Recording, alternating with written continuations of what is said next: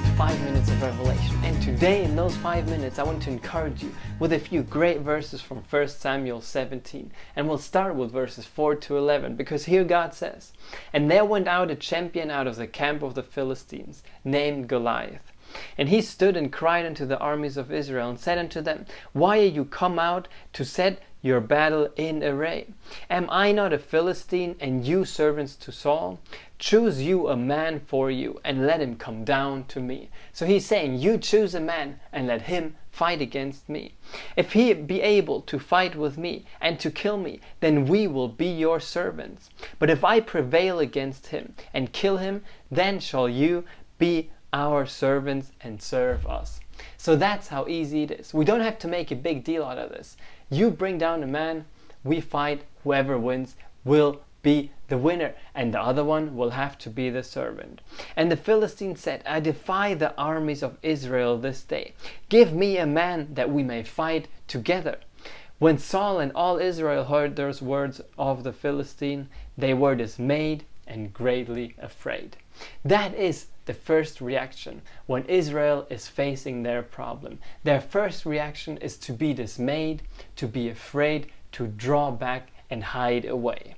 And wouldn't that be a good time to crawl up in your corner and pray to God and plead to God to beg Him to come and save you? Wouldn't that be a good time? That's how a lot of people would think. When their problem is facing them, when a financial problem is facing them, when a marriage problem, a relationship problem, any problem of any kind, maybe a sickness, maybe it's a disease, whatever problem they're facing, what they tend to do is crawl up and beg God to break through for them, beg God to come down from heaven and save them out of their situation. And they will sit there and they will pray, and they will sit there and they will pray.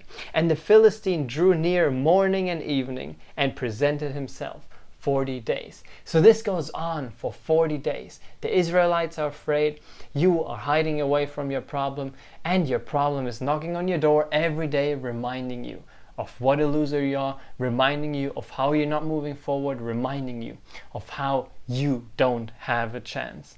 So you might think, well, now after 40 days of begging and pleading God, now if I've been sitting here for 40 days and I've begged God to come through for me, now would be a good time for Him to come through. I mean, yes, God sometimes takes His time, so by now He should come through. Maybe the next few days He will come through, but 40 days must be long enough. But let me tell you, you can sit there for 2 years and God won't come through for you. He won't come down to remove the problem out of your life. He won't come down to defeat your Goliath. You're gonna have to face him yourself. He won't come down to bring you salvation. Why? Because salvation has already been given to you.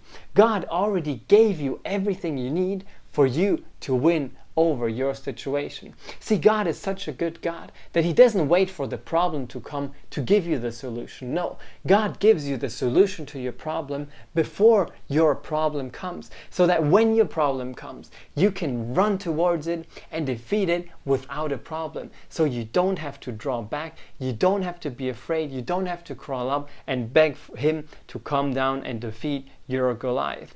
God's salvation was there before the war started. But this salvation will only manifest in your life when you walk in faith instead of fear. So, how should you react? Well, the first time David heard the Philistine talking like this is how he reacted. Who is this uncircumcised Philistine that he should defy the armies of the living God? This is how you should react to your problem, because you know who you are and you know that God is on your side. So when your problem comes, you should be the one saying, what is this problem that's trying to block my way? It doesn't have a covenant with God. God is on my side, so I can easily overcome that problem. And that's a completely different reaction to fear. See, when everyone draws back in fear and begs to God, you should be the one stepping out and saying, what is this problem? What is this problem that is trying to block my way, that is trying to block the way between me and my blessing.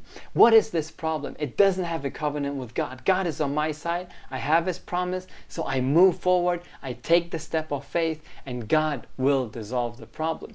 But I need to take that step of faith. You need to take that step of faith instead of drawing back in fear. That is what will get you your victory. So victory doesn't come when you hide away in fear. Victory comes when you stand up and run towards your problem.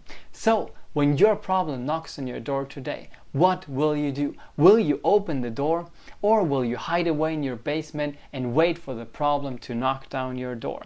When the problem is knocking on your door today, open the door and be like David, saying, "This day will the Lord deliver you into my hands, and I will smite you and take your head off you."